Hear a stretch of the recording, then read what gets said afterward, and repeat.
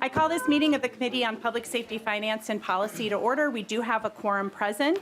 Also, we have Representative Hollins participating remotely per Rule 10.05, Remote House Operations. Vice Chair Feist will assist in communications with Representative Hollins today. Hopefully, we are not impacted by the outage going on with cell phone service that I'm hearing about from many people. Before we get to our agenda, just a few housekeeping items that we have. Everyone here today must be seated when in the hearing room. There is no standing or sitting in the walkways or aisles. If you need further accommodation, please let staff know. Signs aren't permitted in the hearing room at all or at the testifiers table. Please leave signs outside. We won't tolerate any clapping or disruptions. And all testifiers have been provided in advance with a time limit for their testimony. Hopefully they've typed it up, they've practiced and know that it is at the time limit, and we try our hardest to adhere just because we want to hear from as many people as possible, and we do have a full agenda. I also want to note for our members that you should have received an invitation to tour the Southern Valley Alliance, a Shakopee-based organization dedicated to supporting victims of domestic violence. The invitation came from Representative Tabke, and really in relation to last. Are we okay here? Okay. That was a phone, not okay. All right. Anyway, just wanted to say, as a result of the hearing last week on advocates and shelters, I really encourage members of the community to tour shelters in your districts and learn more about the programs that are offered. And if you are having those tours and you want to invite other members of the committee, please feel free to do so. So, as I said, we have a full agenda with 6 bills. The first order of business is to approve last meeting's minutes. Representative Ingen, may I have a motion to approve the minutes for February 20th, 2024? That is my motion, Madam Chair. Any discussion? All those in favor of approval of the minutes for February 20th, 2024 signify by saying aye. Aye. Opposed? Motion prevails, and the minutes are approved. Thank you, Representative Hollins. We heard you also voting as well. All right, our first bill on the agenda today is Majority Leader Long's bill, House File 3369. I will move that House File 3369 be placed on the General Register. Representative Long, your bill is before us, and before we do that, we do have I think we're going to do the amendments later. So if you can please tell us about your bill. Welcome. Thank you, Chair Moller. Thank you for having me back. So in 2023, I carried a bill that we passed through the legislature to establish a 5-year statutory cap on felony probation lengths with many listed exceptions, chiefly for homicide and sex offenses. And the goal was to bring us more in line with the norm around the country. We were a real outlier in terms of our probation lengths. If folks recall, we had 20, 30, even 40-year probation lengths for certain crimes. And so this was aligning us with best practices. But we have been alerted to the fact that we did not specifically mention attempts and conspiracies for the crimes that we had enumerated as exceptions to the 5-year statutory cap. And there is a state Supreme Court decision, State versus Noggle, that has raised some concern that there may be a need to explicitly say that attempts or conspiracies are not covered under the 5-year cap. So this was a recommendation from the Sentencing Guidelines Commission to make that change, and that would be consistent with the original intent of the bill. Thank you. And I believe we have one testifier. Nate Wrights is available for questions if we've got them. So just go ahead and come on up in case that happens. Do we have any members of the public wishing to testify on this bill? All right, I'm not seeing any. And so before we get into questions and member discussions, we have the A2 amendment. I am not sure who's offering the A2 amendment. Lead Novotny to the A2 amendment. Chair Moller, when the House TFL proposed this 5-year cap in 2019, the House Republicans opposed it then. When the Sentencing Guidelines Commission proposed a 5-year cap in 2020 after the House couldn't get the Senate to agree to the cap, we opposed it then. When the DFL-controlled legislator enacted a 5-year cap last year and made it retroactive, we opposed it then.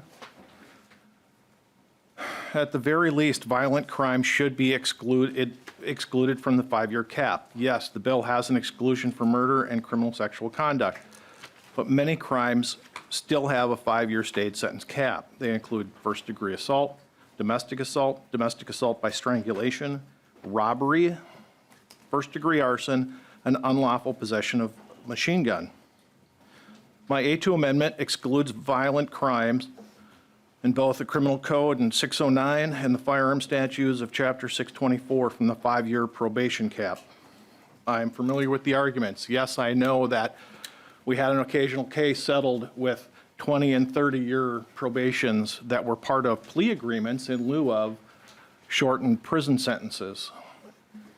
Minnesota was a state that was long on probation, but we were short on incarceration.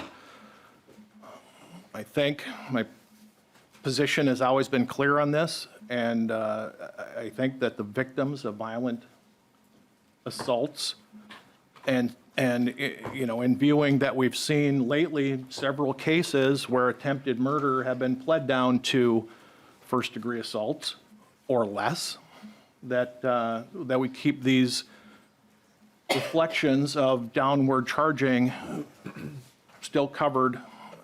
Just because someone's a bad shot when they're trying to kill someone, I don't believe that that should remove them from having a longer cap on probation. And that is my bill, and I ask for a green vote. All right, Majority Leader Long to the amendment. Thank you, Chair Moller. I'd ask members to oppose the A2. We are already taking care of attempts. That's the proposal before us. But the A2 would expand the exclusions to include all crimes of violence under 624.712, and that would include all controlled substances crimes under Chapter 152, which would really gut the underlying protections under the bill for those individuals who have been committing controlled substances crimes, and expands it far beyond the list that we had carefully crafted to include person crimes, homicide, and sex crimes. And there's a very long list of those that are excluded from the 5-year cap already in the underlying statute. Member discussion. Chair Pinto. Thank you, Madam Chair, and thanks to the Majority Leader for working on this. And I wonder if he could just remind us of the purpose originally. I suppose what I'm really thinking about is, as I recall, there's just really not value beyond that 5 years. Within 5 years, you know certain things. If the Majority could just remind us of the purpose originally of what we did last year, because I think that would help with this as well. Majority Leader Long. Thank you, Chair Moller. Thank you, Representative Pinto. Yes, that's correct. I think we heard support from probation officers themselves saying that there really is no value beyond 5 years of research, so there's no value really beyond 3 years if we wanted to be precise. But we gave them a little bit of a buffer in terms of probation. So essentially, when you are after 5 years of probation, you're checking a box. People are coming in, and folks are essentially waiting to have a technical violation, which often is sending them back. We heard from folks who, as I mentioned, had 20, 30, 40-year probation terms, and these are folks who have impacts on travel, impacts on their jobs, far beyond the window where we would see any benefit from rehabilitation. Chair Pinto. Thank you, Madam Chair. And so, beyond year 5 and years 6, 7, 8, 9, I mean, we're spending public resources, having folks check boxes where the research shows there's no benefit coming out of that. I mean, if somebody does badly on those first 5 years, then they lose the benefit of probation. There's a commit to corrections, commit to prison. But beyond 5 years, as I understand it, as I recall, we're just spending public resources for no benefit and imposing these costs on individuals in society. So thank you, Mr. Majority Leader. Thank you, Madam Chair. Okay. Lead Novotny. Further closing comments on your amendment? I'll just reiterate my position that this is narrowly focused to crimes of violence, and the best predictor of future behavior is past behavior. And Madam Chair, I request a roll call vote. Okay, a roll call has been requested, and the clerk will take the roll on the motion. Chair Moller. No. Chair Moller votes no. Vice Chair Feist. No. Vice Chair Feist votes no. Lead Novotny. Aye. Lead Novotny votes yes. Representative Becker-Finn. No. Representative Becker-Finn votes no. Representative Curran. No. Representative Curran votes no. Representative Engen. Aye. Representative Engen votes aye. Representative Frazier. No. Representative Frazier votes no. Representative Hollins. No. Representative Hollins votes no. Representative Hudson. Aye. Representative Hudson votes aye. Representative Hewitt. Representative Mueller. Representative Mueller votes yes. Representative Mueller votes yes. Representative Pinto. No. Representative Pinto votes no. Representative Tabke. Representative Whitty. Aye. Representative Whitty votes aye.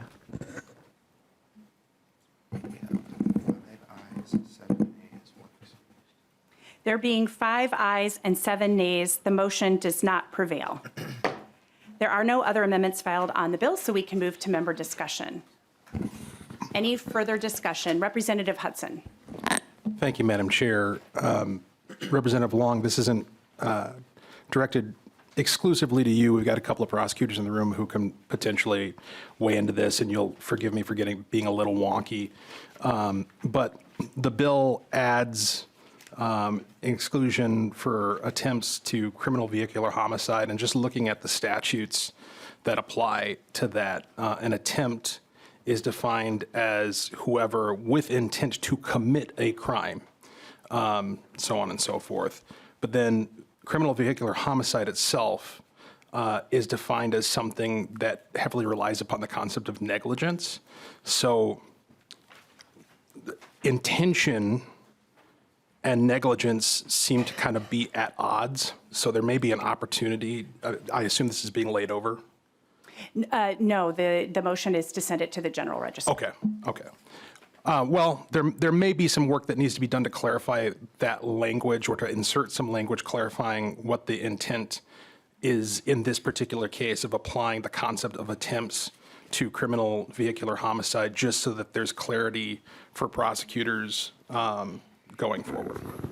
And Majority Leader Long, I don't know if you want to address it, or even maybe Director Wrights, if you wanted to take a crack, or I see Chair Pinto maybe. Who wants to answer this question? I'll defer to the charging prosecutor, Chair Pinto. Yeah, Chair Pinto. Thank you, Madam Chair. Thanks, Representative Hudson. I guess my thinking, Representative Hudson, is that to the extent that there is a concern with that, and I don't know that I've charged that crime, and maybe because, those doesn't quite add up, but that would be, I guess that, to my mind, that doesn't relate directly to this bill, right?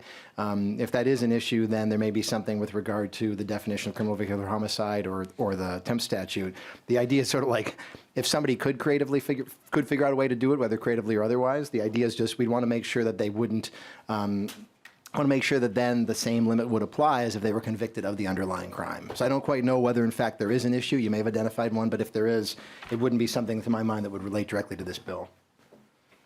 Thank you, Chair Pinto. I think Mr. Johnson might be able to offer some further explanation. Madam Chair, Representatives, I'll just say briefly, it is generally true that an attempted crime does require intent to commit the underlying crime, the targeted crime. That's a part of the attempted crime.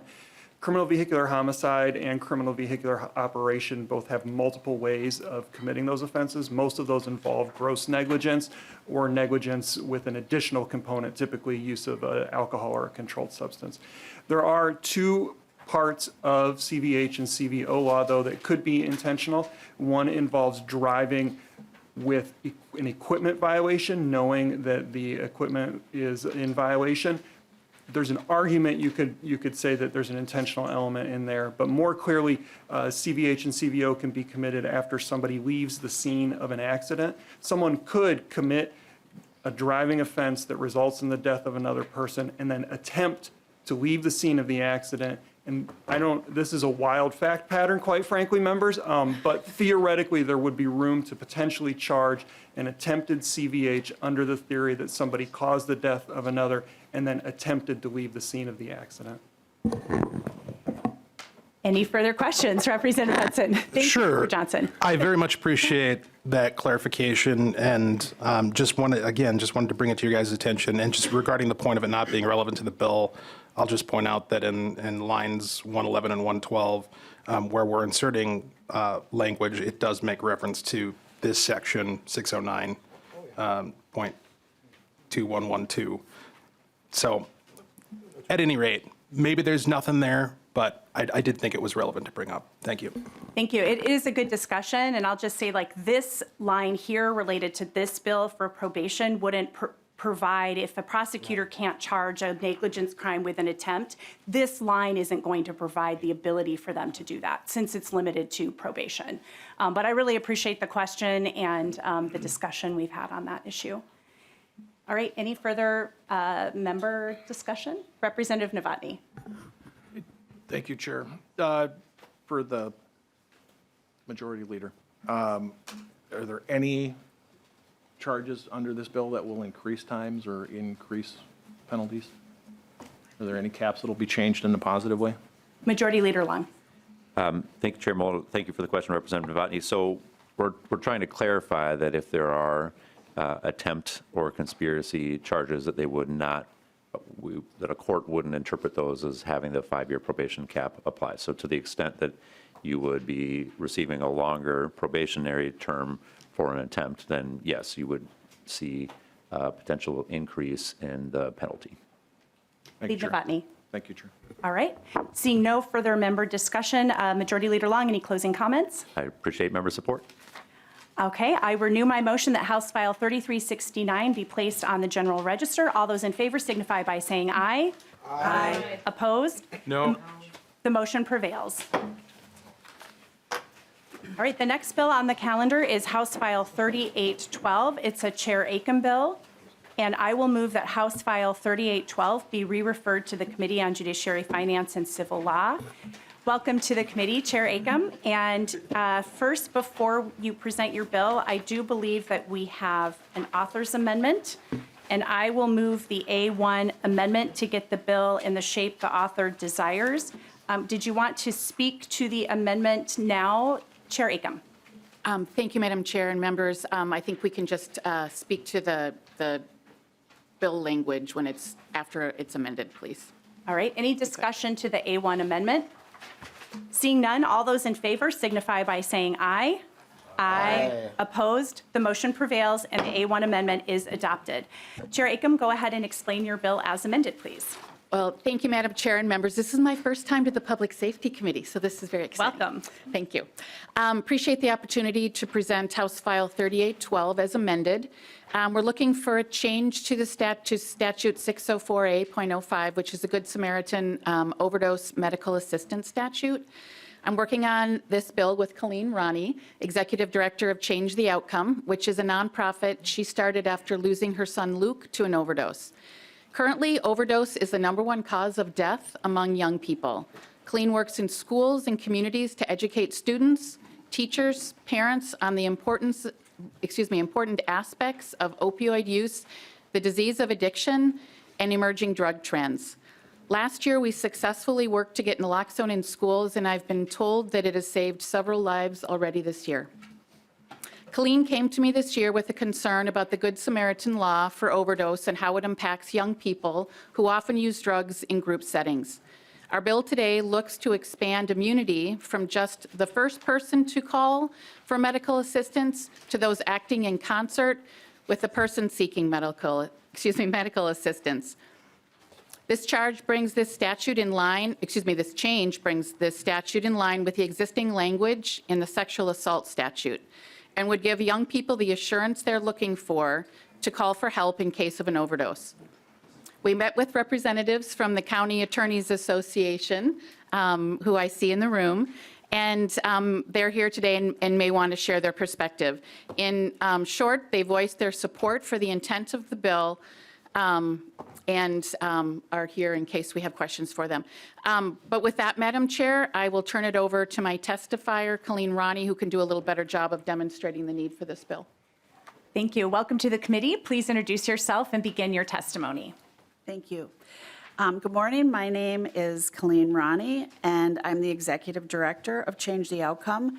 As Patty said, Rep. Acomb said, we deliver school-based prevention education related to the fentanyl epidemic that is impacting young adults across the state. There are many aspects of the law that need to be addressed, but today we are just seeking one change, one adjustment that will save lives and prevent additional public safety issues.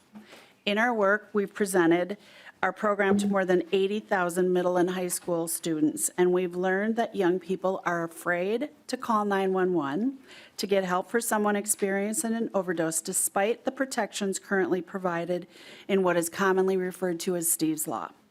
The current iteration only provides protections to one person who calls 911, just that person, nobody else. We have students who are actually doing the math. They are asking us how long they'll go to jail if they don't call for help. We're also hearing that when someone calls 911, others will quickly leave a gathering despite possibly being impaired because they don't have the protections the caller has. This obviously leads to other public safety issues that can have dire consequences. I've spoken with law enforcement officers from jurisdictions across the state who, in referencing the law, believe that this adjustment to the law to protect more than just the caller would be a good thing. It would make the law clearer and it would save lives. There have been tremendous shifts in attitudes in how to best address the opioid epidemic since the law was enacted 10 years ago, which indicates a strong support for the change we're seeking. It would also eliminate unnecessary drains on the times and resources of law enforcement, county jails, and prosecutors. Ultimately, the change we're asking for would save lives, which I believe is something we can all support. Thank you. Thank you, Ms. Ronnie. And I think I can speak on behalf of the entire committee that we really appreciate your dedication to this issue and recognize the lives that you have saved as a result of your advocacy. So thank you. Do we have any other members of the public who wish to testify on this bill? All right, I'm not seeing any member discussion. Representative Ingen. Thank you, Chair Moller, and thank you, Representative Acomb. I really think that this is a great bill. You've obviously put great work into it, and thank you so much to the testifier who's sharing this story. It takes a lot, and you've worked on this. The only question I have, I think right now we have an effective date of August 1st, 2024. Is there any, and this is just a suggestion, is there any possibility that we could have immediately upon passage? Chair Acomb. Well, I wouldn't be opposed to that. Are you offering an amendment? I don't have one in front of me, but after this, yeah, that'd be great. Yeah, and I'll just note too, it's going to judiciary. I think sometimes there's a little bit of a delay just so they can get the statute books updated and people aware of the changes. So I think that's a discussion that we should have as the bill moves on to judiciary, but thanks for the suggestion. Okay, hold on one second. No. Okay. All right, any other member discussion? Lead Novotny. Chair Moller, I just have a question for the County Attorneys Association. Looks like they're here. Sure, yep, I think I see Bob Small coming up to the testifiers table. So thanks for your hustle, Mr. Small, we appreciate that. I know You you're on want to time limit. introduce yourself and then Lead Novotny, you can ask your question. Thank you very much, Madam Chair. My name is Robert Small. I am the Executive Director of the County Attorneys Association. Thank you, Lead Novotny. Chair Moller, Judge Small, just a quick question. Does the County Attorneys Association have any concerns with this or the original language? And does this amendment address all of those? Judge Small. Chair, Representative Novotny, we've been in contact. We've had some very good conversations. We appreciate the representative's opportunity to bring us into the fold. We have suggested some little bit of a tweak. That is an image now I cannot get out of my head. I am so sorry, members. No worries. And I think we're working on that. But Yep. Lead Novotny. Thank you, Chair, and thank you, Mr. Small. And will they come back to me before we vote? Sure, we can. I don't know if we have any other member discussion, Well, let so me just- go ahead.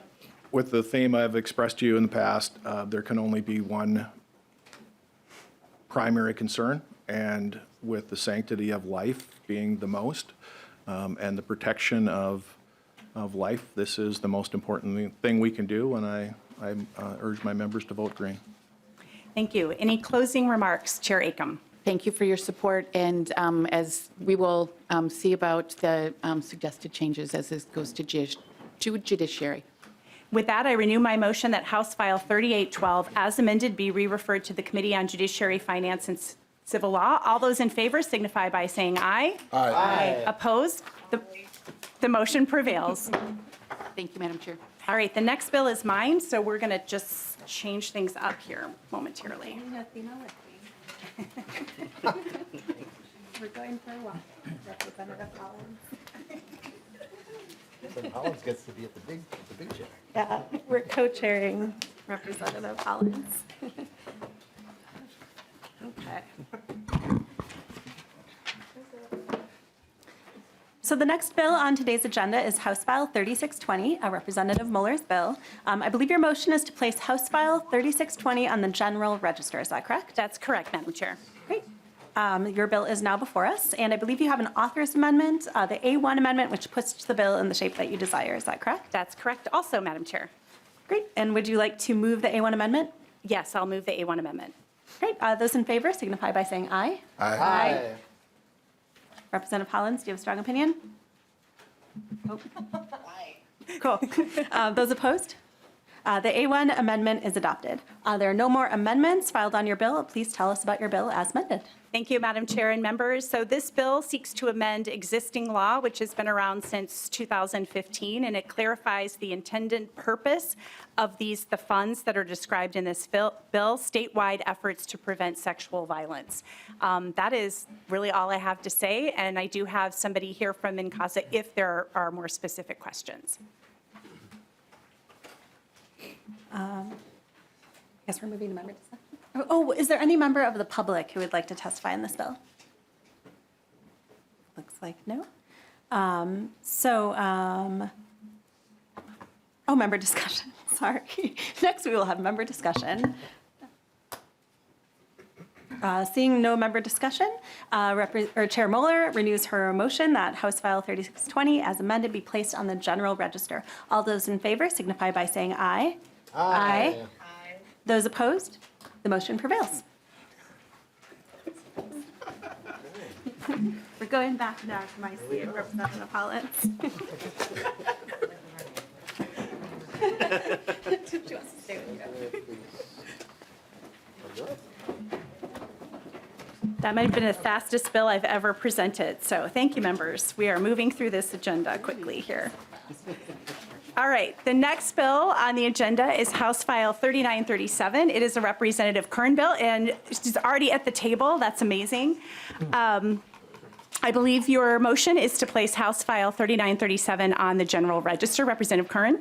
Yes, Chair, that is my motion. All right, and you also have an A1 amendment. Would you like to move the A1 amendment to get the bill in the shape you desire? Yes, Chair, that is my motion. All right, any discussion on the A1 amendment? Seeing none, all those in favor signify by saying aye. Aye. Opposed? The motion prevails and the A1 amendment is adopted. All right, and we're going to hear the bill presentation before we take up the A2 amendment. So please, Representative Curran, explain your bill for us.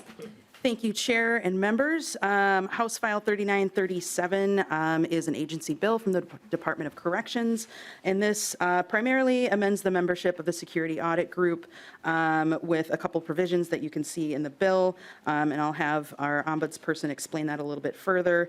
And let's see if we've got anything else. And we've got an additional requirement that the group meets twice a year and makes recommendations so that we make sure we're staying on top of any recommendations that may need to be implemented. And from there, I would like to turn it over to Ms. Zadra. All right, thank you so much. Margaret Zadra, the Ombudsperson for Corrections, so please introduce yourself and begin your testimony. Good morning, Chair Moller, committee members, Representative Curran. My name is Margaret Zadra, Ombudsperson for Corrections. This is not a DOC bill, but Office of the Ombuds for Corrections bill. We are separate and independent from the Department of Corrections. Really grateful to be here today to talk about the State Correctional Facilities Security Audit Group in HF 3937. The Security Audit Group was developed in response to recommendations from the 2020 OLA report. I think most of you are very familiar with that report. In order to provide oversight and accountability within our state prisons. The group has now since been established and has had time to review and adopt standards. We heard from experts walk through all the standards that have hundreds of different components and adopted those. And then all 11 prisons have gone through the audit process. During that process, several opportunities have arisen to better utilize the group to ensure safe and secure facilities. So because of that, some changes are recommended to prioritize the following, including making sure that we have a robust membership so that we can have that accountability, so a little bit more flexibility in membership, and then expand to include other state agencies with expertise in health and safety, infrastructure, and compliance, so Department of Health and Department of Administration, and broaden that language for the consultant position to allow for more applicants. There has been a really significant challenge in recruiting qualified candidates to that position. There's a designation of a chair to efficiently utilize group time, and then clearer reporting on the audit standards. Clarification on exemption from open meeting law, given the review of security information. I think that was always intended. It just didn't make it into that first bill language. And then application of 15059, advisory councils and committees where that applies.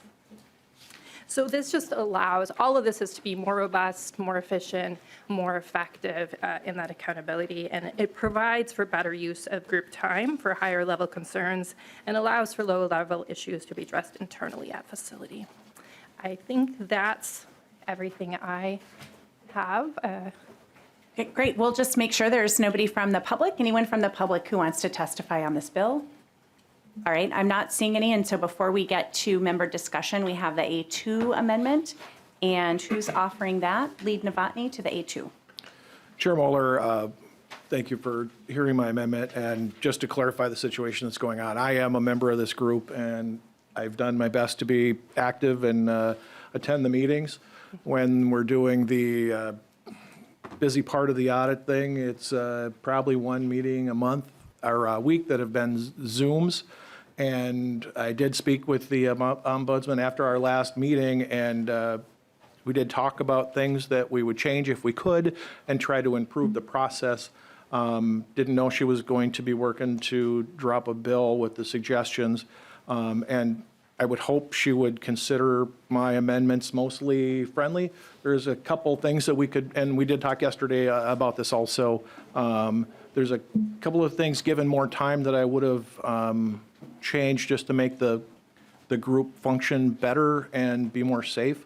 The one correction that we do that I feel is important, and I told the ombudsman this is nothing to slight her position or anything like that, but the primary goal of the ombudsman is to be the advocate for the incarcerated persons. And I think she's got her position and purpose on the committee for that, but I still think that someone that has knowledge of the facilities and safety procedures should be someone leading this group. I also, through things that I've experienced and communications I've had with employees and former employees, I feel that adding a retired member of corrections would be a good person to add to this, from the standpoint that someone that retired in good standing, they've got the investment of their career and the protection of their former coworkers and the safety of everyone involved. I feel that they would be a good person to add to this. We also strike the part about adding someone from a security position that does not reside in the state of Minnesota. I feel that we can add people from the state of Minnesota that want to participate and have expertise that would be relevant. And I also feel that it's important to keep the physical plant person as a reference on this committee, because they have a lot of knowledge. And when there is, we're talking about security, if there's going to be an escape or something like that, it's usually going to come from the mechanical or physical systems in the facility. So I think they're important. So I would keep them still in this committee with my amendment. So as I said, I hope you would accept this as a friendly amendment, and with the promise that we'll tweak this before it comes to the floor. Thank you. Representative Curran to the amendment. Thank you, Chair, and thank you, Lead Novotny, for bringing the amendment forward. And I do agree that we want to make sure that we have a group who has the expertise that we're looking for. And I do want to correct, in the beginning, I misspoke that this was a DOC bill. DOC does remain neutral on this bill, as it is in Ombud's bill, so I just want to make that clear. But going back to the amendment and some of the comments made, the primary goal is not just in the interest of incarcerated individuals. We do have information from the OLA report that indicated some staff were reporting situations such as a hostile work environment or how they might be treated at work. The conditions of the infrastructure also affect the staff. So I just want to be clear that this is not just a group or not just a designated person who is looking out for the interests of individuals who are incarcerated, that it's every human being who is traveling in and out of that facility. And as far as, I just want to break down this A2 amendment. In the bill, lines 1.15 through 1.18, though that added language more accurately describes the expertise needed and also addresses the difficulties that DOC has had filling the spots in the group. And so more specifically, when we look at the A2 amendment, line 1.2, reinstating that stricken language, that specific position has been vacant for a year and they've been unable to fill it. And so that would just continue to remain open. Line 1.3 on the amendment, again, the requirement to reside in Minnesota is unfortunately limiting the pool of people to appoint to this. So, and that actually would remove a current member who resides in Wisconsin. And so the point of, the residency not being a requirement is that we have folks who are experts in the field, recognizing that we may not be able to find those folks all the time in the state of Minnesota, even though we try to do our best and we do the best outreach we can. I would also say on the amendment lines 1.5, 1.6, that while I agree, we do want the expertise of individuals who've worked in corrections. The purpose is to have expertise in correctional facility security overall, which is typically found more at the level of warden or assistant warden. And so, that also being a reason why I don't quite agree with that, or excuse me, line 1.8, I just want to reiterate that we want someone who's an independent perspective rather than someone specifically representing the perspective of any individual group who's affected by this group. And then if Ms. Zadra has anything else to add. Thank you. Yep, Chair. go ahead.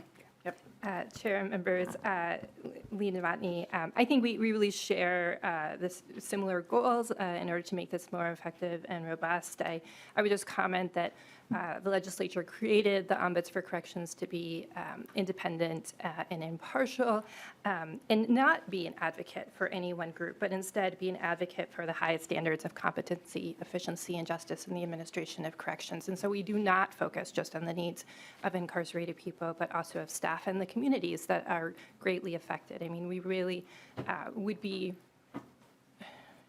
it would be a mistake to not emphasize how important the safety that happens within the walls and facilities affects the safety in communities throughout Minnesota. So I think, our goal and our intent is never to represent one group, but in fact, those highest standards of justice. All right, more discussion on the A2 amendment. Lee Novotny. Chair Moller, I reiterate my position, and I'd just like to clarify that, as the author pointed out, it needs to have someone that's independent. That's why my amendment is for a retired member of corrections that is not worrying about being subject to discipline or their career. To say that a member, this is someone from AFSCME. This would have to be someone from the American Federation of State, County, and Municipal Employees, and that represents the COs and the sergeants. And the sergeants, for example, would be someone who spent their life in charge of the A-teams that are in charge of all the movements and all the responses to situations. that day in, day out are responsible for the actual security at the facilities. I don't know how more, involved in security it would be than someone who's there every day. Not to slight the wardens, but think of the broad spectrum of things that a warden must deal with every day: budget, personnel, human resources.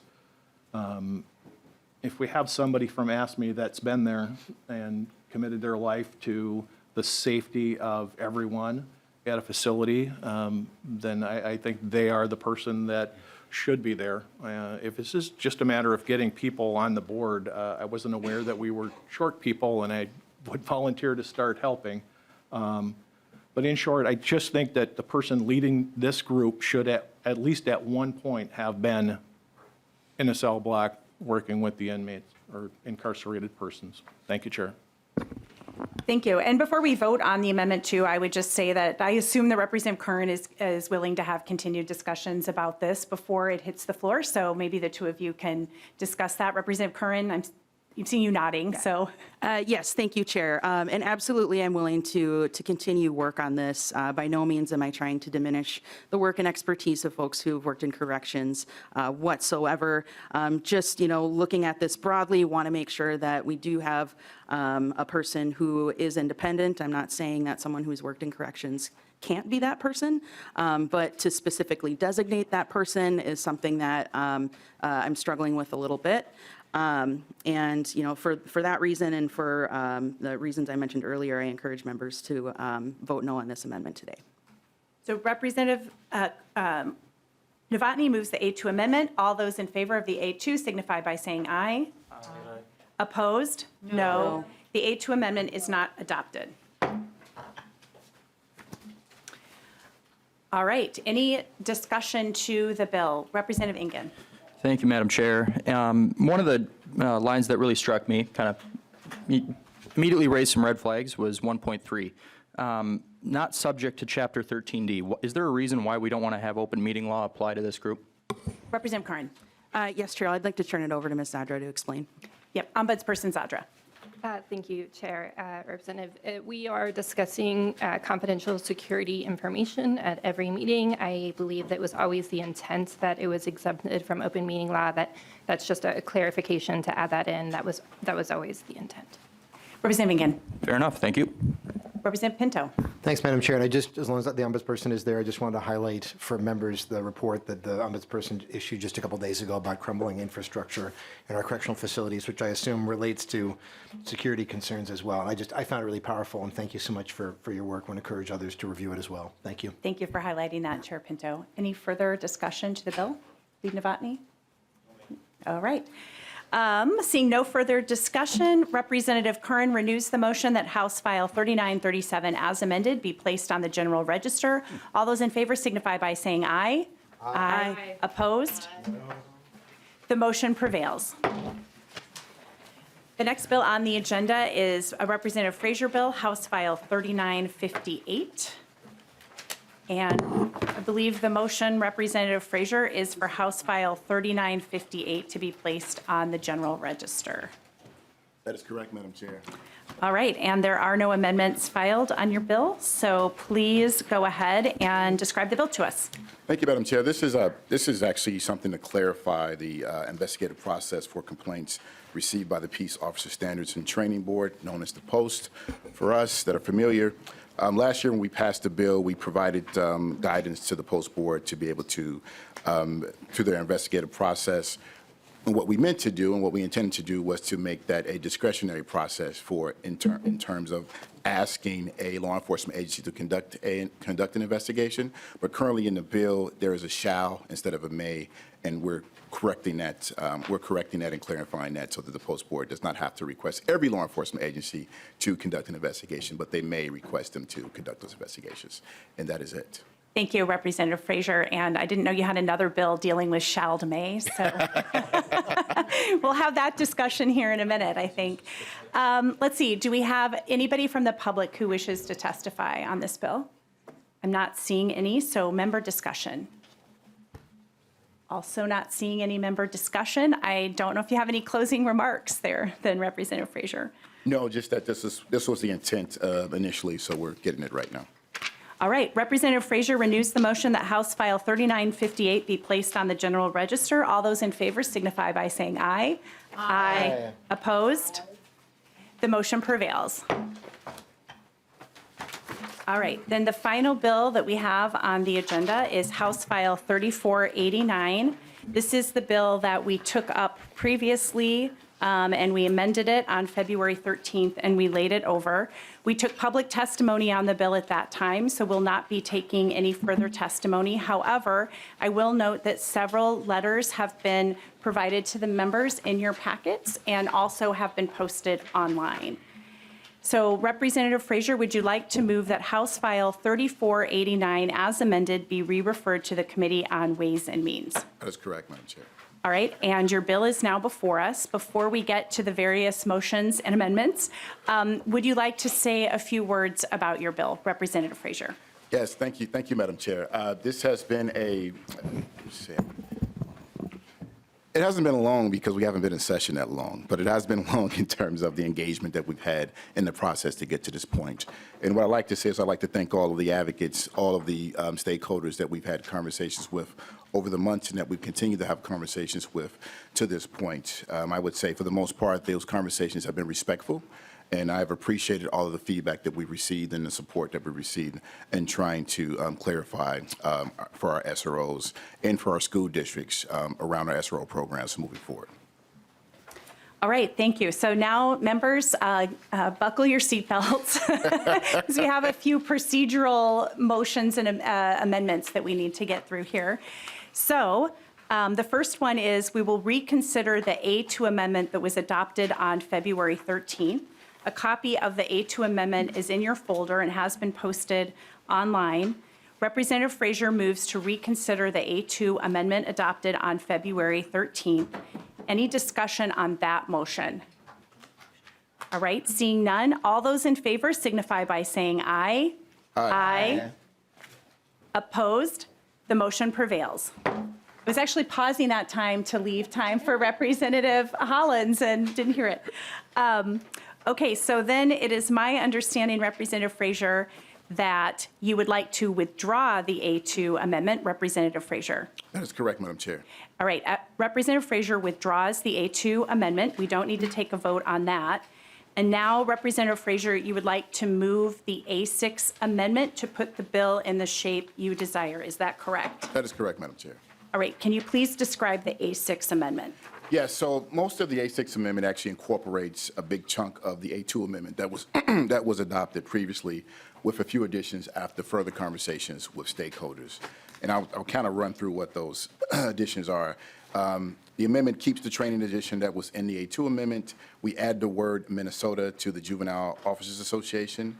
We've shortened the timeline for the post board to develop the model policy to December 31st, 2024. And we reiterate that the post board must engage with stakeholders, and we further clarify that engagement by requiring that they meet at least 3 times. The post board has indicated that these changes will work for them. And because the post board will develop the model policy sooner, we also moved up the timeline for local adoption. We also added that local contracts should address attire for SROs, but we made it clear that the ultimate decision is left to local control. And then a big portion of it with the model policy, we restructured the paragraph in the model policy regarding use of force to add clarity. Specifically, there is a cross-reference to the current prohibition on chokeholds, added the exact language, excuse me. We also added the exact language from the duty section of the bill related to discipline, drawing that bright line to when SROs can engage with students. And then we clarified the current language of the bill related to de-escalation techniques specific to school settings. Thank you. Any discussion to the A6 amendment? All right, seeing none, all those in favor of the A6 signify by saying aye. Aye. Opposed? The A6 amendment is adopted. Next, we'll move to the A7 amendment, and I believe Representative Whitty, you would like to offer the A7 amendment? Yes, thank you, Chair. The A7 amendment, the bill states that SRO's contractually duties with a school district or charter school shall include and list many of the duties of an SRO. The Law Enforcement Association and League of Minnesota Cities wanted the word shall changed to may. The A7 amendment adds language to an SRO's duties to clarify that nothing limits any other duty imposed on peace officers, limits exceptions that peace officers exercise professional judgment and discretion to protect the health, safety, and welfare of the public when carrying out their duties, or creates a duty different than the duty to protect the public as a whole. The language is added instead of changing shall to may. The Law Enforcement Association accepted this language as a compromise. The A7 amendment also moves the date SROs must complete training. The bill language requires an SRO to complete training by June 1st, 2025.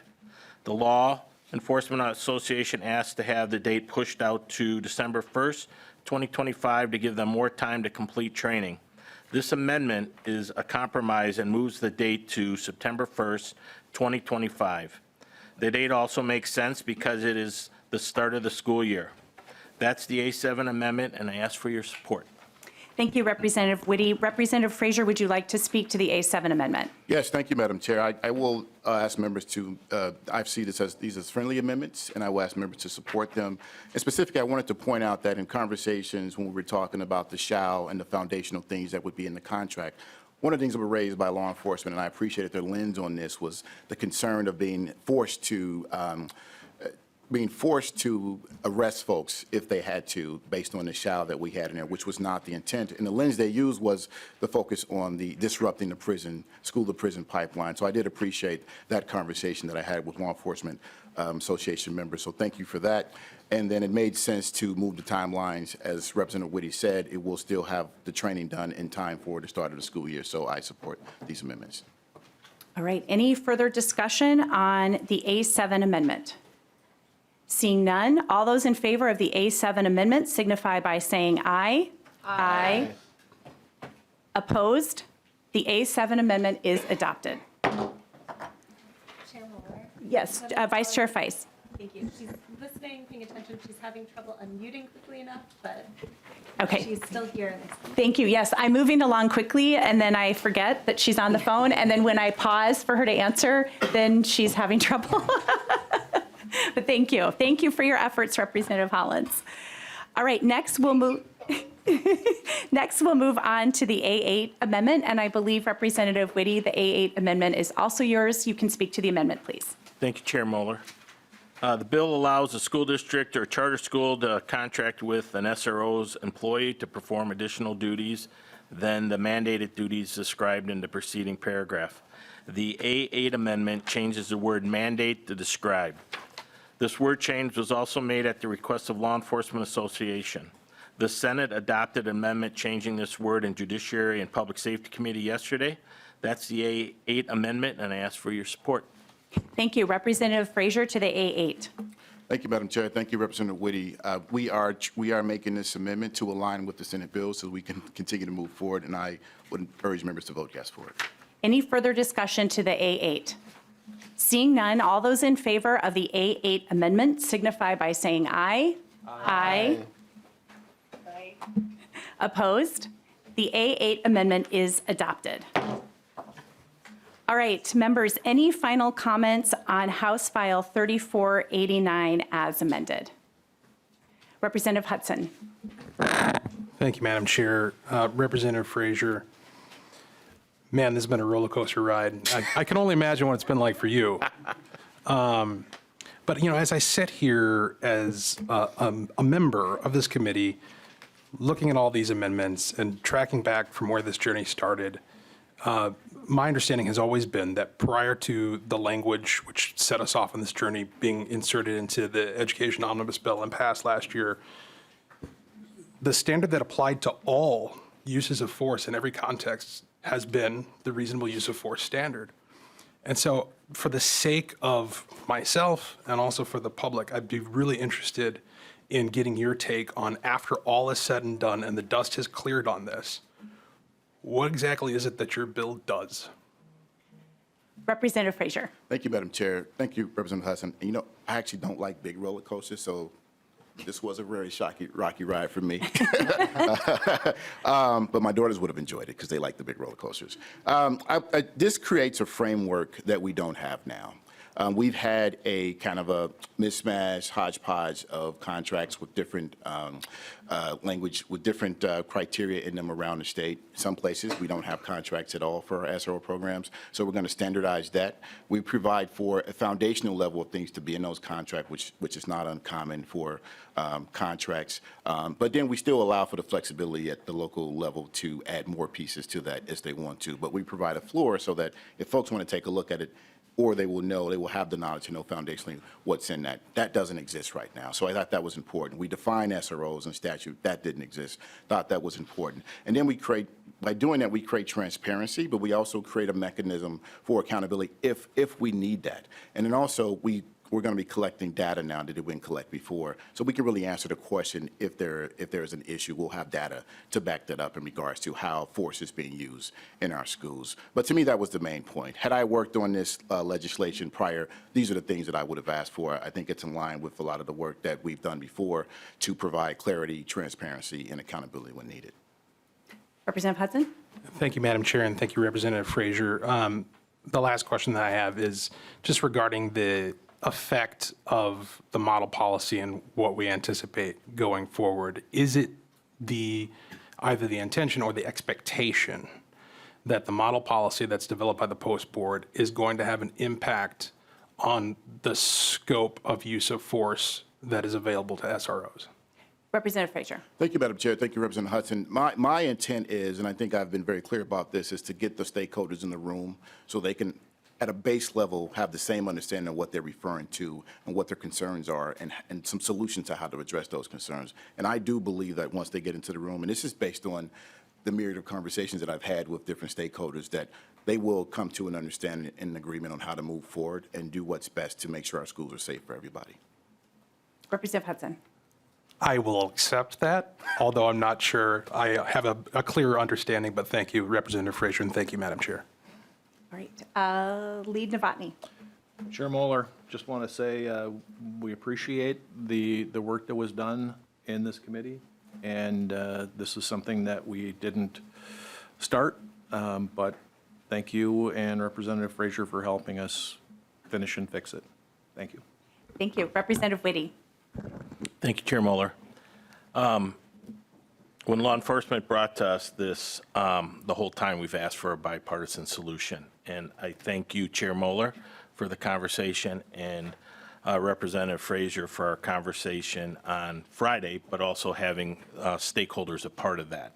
And I think it's been a good discussion. I like the fact that even understanding the model policy, having people in the same room so they can understand each other and understand what is being said and said separately, I think will have a big impact as we move forward. So I'm excited to get our SROs back into school. I appreciate working with you guys and and bringing in our other stakeholders, because that was missing the last time in this process. So thank you guys and for all your hard work. Thank you, Representative Whitty. And before we turn to closing comments, I'll just add my thank you as well to Representative Frazier, the work you've done, the hours you've spent on this bill, to the stakeholders for their continued engagement, to Representative Whitty for your expertise as a former SRO as we were working through this, and just the members as you allowed us to lay this over and work on the additional stakeholder feedback that was done since last week. So that's how the process works, and I'm really excited about the bill that we're hopefully going to pass out of committee today. Any closing comments, Representative Frazier? Yes, Madam Chair, if I may, and this is a question to staff, Mr. Johnson. We do have education folks in the room, and there was a question around how this applies in terms of intervening with students that are when there's a property situation. And Mr. Johnson, if you could speak to that. This was done in the Senate yesterday, and I was wondering if it could be addressed here, just so folks can hear that on the record. Sure. Yeah. Mr. Johnson. Madam Chair, Representative Frazier, members, my understanding of the questions that have come up are related to when people who are not law enforcement officials can also use force. 60906 has been spoken about extensively during these various committee hearings, largely in the context of peace officers. But that section does not apply exclusively to peace officers. You can see the entire statute if you look at page 3 and 4 and 5 of your bill, actually 3 and 4. You can see that there are 10 clauses listed under 60906 that authorize the use of force. Some of those clauses have general application. They do not specify that they are limited in any way to a particular type of person or group. Some of them, however, do have limits. For example, Clause 1 is limited to public officers, which generally includes peace officers. Clause 8 applies to common carriers. However, there are multiple clauses that do not have any similar limitation. That includes the one that's best known, which is Clause 3, which is our right to self-defense. That applies broadly and generally to every person. It also includes Clause 4. Clause 4 says that there's this right to use reasonable force when used by any person in lawful possession of real or personal property, or by another assisting the person in lawful possession in resisting trespass upon or other unlawful interference with such property. That would apply, again, to any person, as it says in the statute. Obviously, any person would include teachers. I believe that some questions about this have come up because of the change that is in 609.379, which you can see at the top of page 5 of the bill language. That did strike a reference to property. However, it's important to note that the change also added a new paragraph, and that new paragraph B says that nothing in this section limits any of the other authorizations to use reasonable force, and specifically cites back to 609.06 subdivision 1, which includes that clause that I just referenced. So the elimination of the reference to property in 609.379 is actually a broadening of the general right for teachers to use reasonable force, and also parents who are listed in that particular statute, to use reasonable force in all of the situations in 60906 that apply to any person. I could sit here for a while and walk through all of them, but I think that addresses the property damage question. Thank you, Mr. Johnson. And I neglected to thank you when I was going through the list of thank yous, because I'm not sure anybody's worked on this bill, perhaps other than Representative Frazier and Senator Westland, than Mr. Johnson. I'm assuming you have every sentence and every line memorized at this point. But we really very much appreciate all your hard work on this. Closing comments, Representative Frazier. Thank you, Madam Chair, and thank you, members, for the conversation that we've had around this. You know, I'm hoping for a very great outcome when we set up this system of comprehension and uniformity around the state. And again, I have to say to the advocates and to the stakeholders and everyone that's been engaged in this, I understand why this conversation has been so passionate, why folks have been so engaged about this. Again, we're coming off of such a tragic situation when we had the murder of George Floyd, and that vision still resonates with many folks. But I also believe that, you know, out of what happened there, we have made some changes, and we're making strides to be a better Minnesota for everyone in Minnesota. And I think that we always have to focus on and find a way to do that together. And I think this process is allowing us to continue to do that. I'm looking forward to the work continuing forward. Thank you. Representative Frazier renews the motion that House File 3489, as amended, be re-referred to the Committee on Ways and Means. All those in favor signify by saying aye. Aye. Opposed? The motion prevails. And members, that concludes today's agenda. We will see you next Thursday. Just a reminder, we will not be meeting on Tuesday, and this meeting is adjourned.